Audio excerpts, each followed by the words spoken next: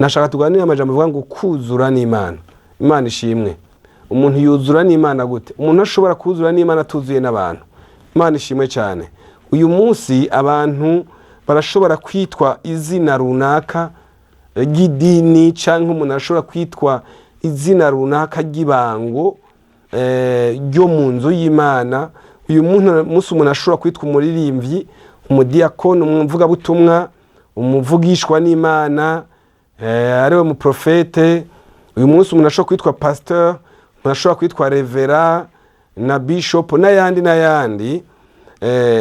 Ayo n'amazina y'amabango runaka. Uyu munsi umuntu ashobora kuba muri ayo mabango atuzuye n'Imana.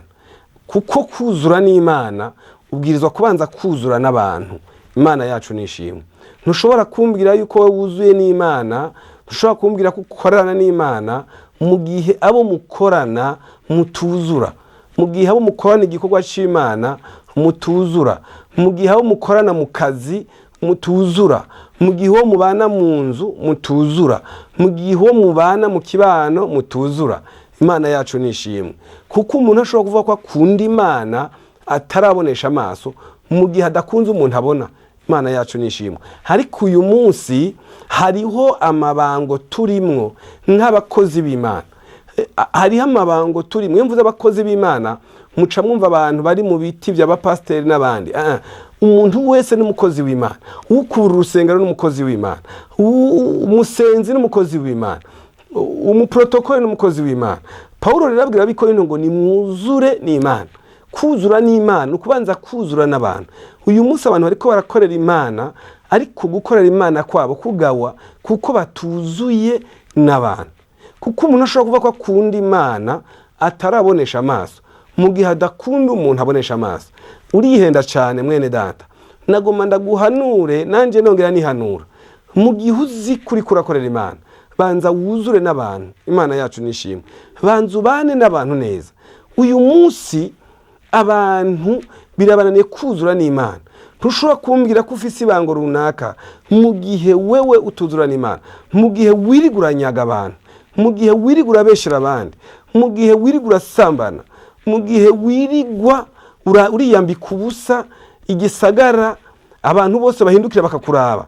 Ntushobora kumbwira ko uvugishwa n'Imana, ntushobora kumbwira igikorwa cy'ibanga ukora mu nzu y'Imana mu gihe wowe uri gitsitaza bagenzi bawe. Ariko nagomba ndakubwire inshuti mukundwa, wuzure n'Imana n'abantu. Haleluya. Ubu umuco imbere y'abantu n'imbere y'Imana.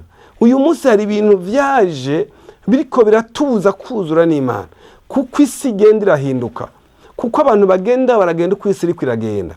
Ariko nagomba ndakubwire, iyi si iraduhenda ikatubuza kuzura n'Imana n'abantu. Imana yacu nishimwe.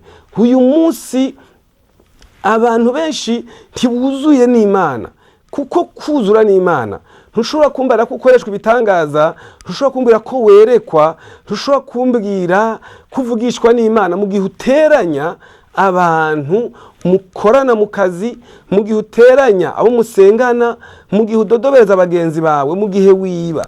Oya, we nturuzura n'Imana.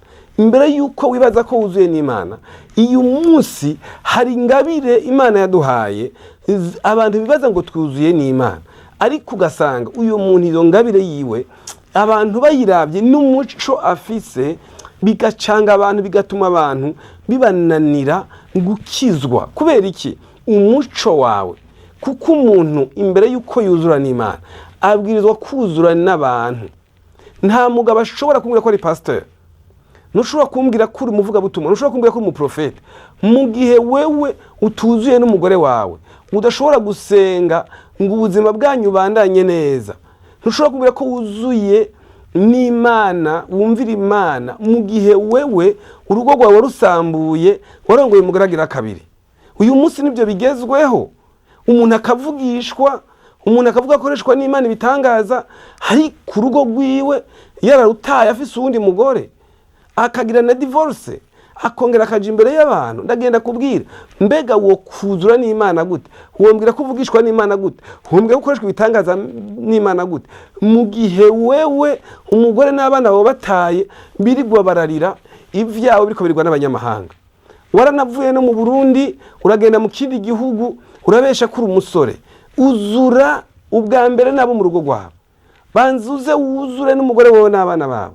Kandi ikimbabaza nuko iyo abantu bageze gupfa hariho bashaka kuzuza n'Imana n'abantu. Oya, uyu munsi abantu baraja ku ruhimbi gwera, uyu munsi abantu baraja gusangira mu rusengero, bakaja gusangira, bakaja ku ruhimbi rw'Imana, bakibagirwa, hagasangira, kaja ku meza meranda, hatuzuye na mugenzi we, hatuzuye n'uwo baririmbana, hatuzuye n'uwo basengana. Ntagomba kubwire ngo ni wuzure, kuko nutuzura urupfu ruzoza rugutware. Uzura mwene data, uzura aho ukorera, bana n'abantu amahoro. Reka kurenganya abantu, reka kurega mugenzi wawe ngo ave muri ico kibanza, kuko naho yokivamwo niwo kijamwo, kandi naho yova muri ako kazi amafaranga yahembwa ntazoja mu mufuko wawe. Nagomba kubwire ntushobora kumbwira ko wuzuye n'Imana, ntushobora kumbwira kusenga mu gihe wowe utuzuye na mukorana, mu gihe ahantu ukorera wirigura urahakorera ibiturire, igihe ahantu ukorera wirigura urarenganya abantu, mu gihe uba mu bintu uzi ko wanyaze, ugendera mu byo wanyaze n'ivyambagwa vyawe n'umuryango w'inzu ubamwo, urakubwira ngo wowe uri umusuma. Kandi imyidodombo y'abantu ni myinshi. Mbega kutuzura n'abantu Imana muzokuzuriza hehe?